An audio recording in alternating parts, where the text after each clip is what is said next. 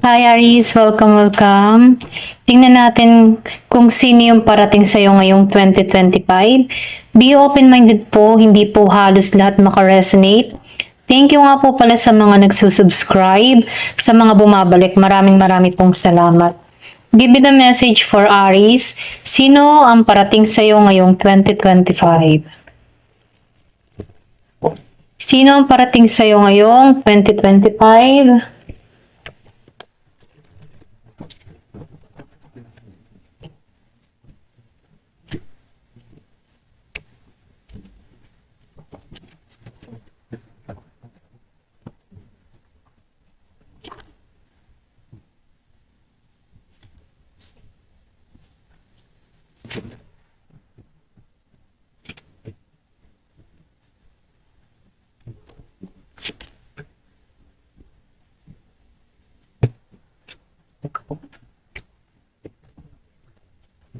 Nakikita ko dito, meron kang tao na parating na Scorpio, Cancer, and Pisces. Meron ding Aries, Leo, Sagittarius. Pareho mo ding Aries, okay? Yung iba sa inyo Nakikita ko dito, malakas dito, kilala mo na tong tao na to. Meron na kayong ugnayan ng tao na to. Yung iba sa inyo nasa ibang bansa to. Maayos ang kabuhayan ng tao na to. Okay yung kanyang trabaho, stable siya dito. Matagumpay din tong tao na to. So, nakikita ko din dito, independent itong tao na to. Pero, masyado tong secure or pwede rin may trust issue din to, okay? So, nakikita ko dito, yung iba sa inyo, nireject mo na to. Okay? Nireject mo. Para bang wala kang pagtingin dito sa tao na to. Or yung iba naman sa inyo, nakikita ko dito, pass mo rin to. Okay? Meron nangyari sa inyo sa past. Wala ka ng amor dito. Ganun. Pero ganun pa man, nakikitaan ko dito na medyo defensive ka dito. Malaki yung pinuput mong boundary sa sarili mo. Pero nakikita ko dito, gusto ng tao nito makipag-ayos sa'yo, okay? I think yung iba sa inyo, past lover mo to, na hindi nagpatuloy, hindi lumago yung connection. Pwedeng may naging hadlang or pwedeng may lumayo sa bawat isa, nagkalayo. Kung kaya't hindi nagpatuloy. Pero ganun po man, nakikita ko dito, gusto ng tao nito makipagkasundo sa'yo, pero may harang ka dito, okay? Pwedeng matagal mo na tong karelasyon before, okay? Para bang sabihin natin na childhood, sweetheart, or mga ex mo nung high school, ganyan, okay? So, ito na yung nakikita ko. So, ngayon, nasa tamang edad na kayo, okay? Pero gusto ng tao na ito ng renewal sa'yo, okay? Merong Year of the Dragon. Pwedeng Year of the Dragon tong tao na to. Pasensya na ako kung meron kayong naririnig na ingay ng manok. Ayan. So, nakikita ko dito, medyo, medyo grounded ka dito sa tao na to. Or pwede rin hindi mo to pinagkakatiwalaan, okay? Wala kang pagmamahal dito. Ito rin nakikita ko,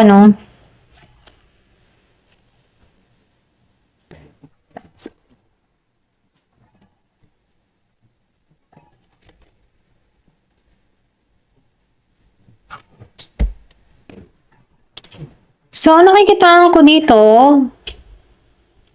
yung iba sa inyo napapansin ka nito sa social media or nakikita ka nito sa social media, okay? Doon siya nakakakuha ng update sa'yo, kung ano nangyayari sa'yo. So, nakikita ko dito, crush ka nito, okay? Ito na yung nakikita ko, crush ka nito. Malakas yung kadiling na parating sa'yo na Aries, Leo, Sagittarius, Year of the Dragon. Hinahangaan ka nito, ganun. Crush ka niya, ganun. Matagal ka na niyang crush. Okay? Pwede magparamdam na to. Kasi nakikita ko dito, stable na tong tao na to.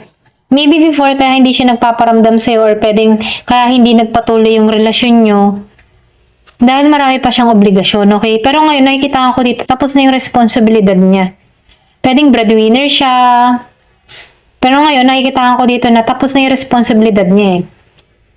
So, meron tong mga desisyon na gagawin dito. Merong year of the dog. Yung mga tipo may desisyon na siya na gagawin na yung pang tipo na ako naman yung pipiliin ko. Ganun ano, na kung sana gusto niya na maging masaya. Okay? So, nakikita ko dito, meron tong dalawang pinagpipilian. Okay? Dalawang option. Pero nakikita ko dito, ikaw yung iniisip nito. Okay? Ayan. So, tinan pa natin dito. Give me the message. Sino to? Sino tong parating? Nafe-feel ko dito, gusto ng tao nito ng renewal sa'yo. Okay? Meron ding Sagittarius, okay? Malakas yung fire sign, okay? Tulad mo, fire sign. So, marami tong karunungan, marami tong kaalaman, marami tong experience sa buhay. Kumbaga, pinatatag siya ng experience niya. Kasi, pwedeng breadwinner siya, no? Kumbaga, alam niya yung responsibilidad, okay? Marami siyang pinagdaanan kung bakit marami siyang karunungan, okay? So, self-love. So, nakikita ko din dito na mahal niya yung sarili niya, no? Kumbaga, marunong tong mag-alaga ng sarili. Marunong tong mag-ingat sa kanyang sarili, okay? Kasi nakikita ko dito medyo attractive tong tao nito. Maganda siyang manamit. Pogi, maganda, okay? Independent, okay? So, medyo liberated din tong tao na to, okay? Or pwede rin sabihin, mahilig to sa kasiyahan. Ayaw niya ng boring, ganun. Or pwede rin hindi ka maboboring sa tao nito dahil mahilig to sa kasiyahan, okay? Merong restaurant, no? Gusto nitong magbalik, ano? Gusto nitong maging maayos ulit, okay? So, meron tong nilihim before sa'yo na kung saan gusto ng tao nito na magbalik sa'yo, okay? So, tingnan pa natin dito. Give me the message. Ano pa yung mensahe?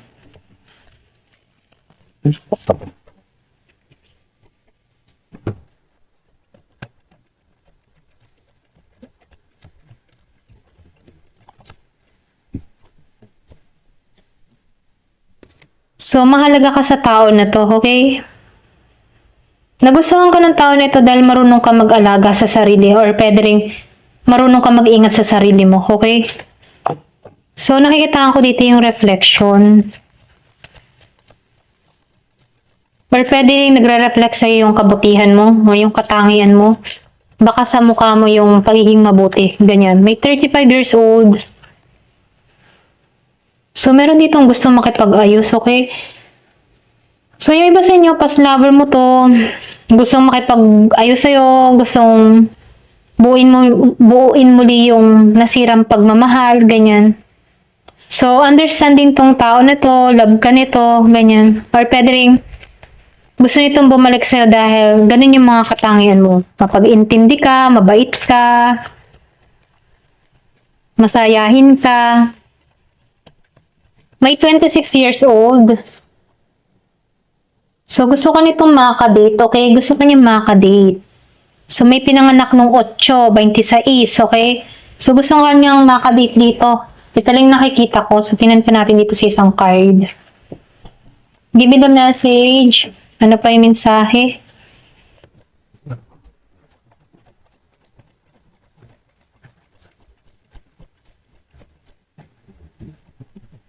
Talking. So, gusto ko nitong i-chat or pwede rin mag-chat to, mag-email to, mag-message to.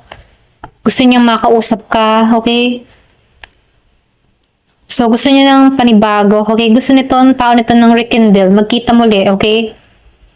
Mag-renew. So, ngayon, matured na to. Ito na nakikita ko, handa na siya sa'yo, okay? So, nakikita ko dito na marami tong pagbabago nangyari sa kanyang sarili, okay? Baga nag-evolve, ganyan. Give me the message. So, mapang-akit, ano? So, nakikita ko dito, i-message ka nito, pero mapang-akit to, or pwede rin maakit ka dito, or pwede rin sabihin na aakit siya sa'yo. Kaya lang meron ditong third party or pwede rin merong umiksena sa inyo, okay? Give me the message. Parang merong hahad lang. Ito lang yung nakikita ko, no? Pwedeng kung may ex ka, no? Lumabas ang snake. So, meron kang kalaban. Merong mga hadlang. Meron dito other woman or other man. Kumbaga, halimbawa, single siya dito pero meron tong ex na ayaw pa rin tong pakawalan. Ganun, okay? Or pwede rin ikaw. Meron kang ex na ayaw ka pa rin pakawalan. Maliban dito sa ex mong to, meron pang ex, okay? So, meron ditong hands of cards. So, nasa iyong pagpapasya dito, no? Kumbaga, ikaw yung magpapasya or magdidesisyon dito, okay? So, tingnan natin kung sino naman to. Sino naman to, okay? Give me the sign. Sino to? Sino tong tao na to na natutungo sa'yo ngayong 2025? Sino tong tao na to? Ayan, pasensya, no? Give me the message. Sino tong tao na to?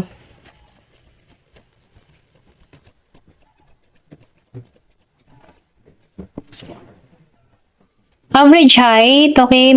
Sakto na yung kanyang tangkad. Pwedeng 5'1", 5'2", 5'3", 5 flat, okay?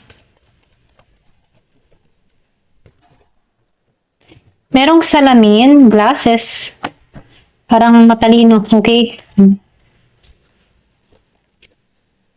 Merong bata sa'yo, younger than you, okay?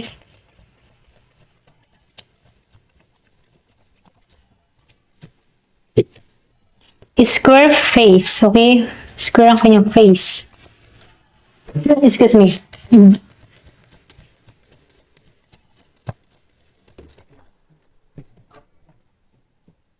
Coarse curly hair. Kulot ang buhok. Parang ang pagkakulot niya parang kinky. Okay? Yung kulot na kulot. Give me the message. Very young. So, bata to. Okay? So, meron nagkaka-interest yung bata. Brunette. Okay? Pwedeng brunette yung buhok niya. Okay? So, nakikita ko dito, meron din tong peklat sa mukha. Give me the message. Bursty chest. So, malaki ang dibdib. Okay? Dibdibin. Merong red lips. Okay? May red lips. Mapula yung labi. Meron ding may edad sa'yo. Okay, older than you. Matured na to. Merong plus size, mataba, or malaki yung katawan. Diba? Mixed color eyes. Okay, so foreigner to. Last, black hair. May itim ang buhok. Ayan. So, kung kilala mo to, no, ayan yung parating sa'yo. Ayan. Hanggang dito na lamang po. Thank you for watching. Love and peace.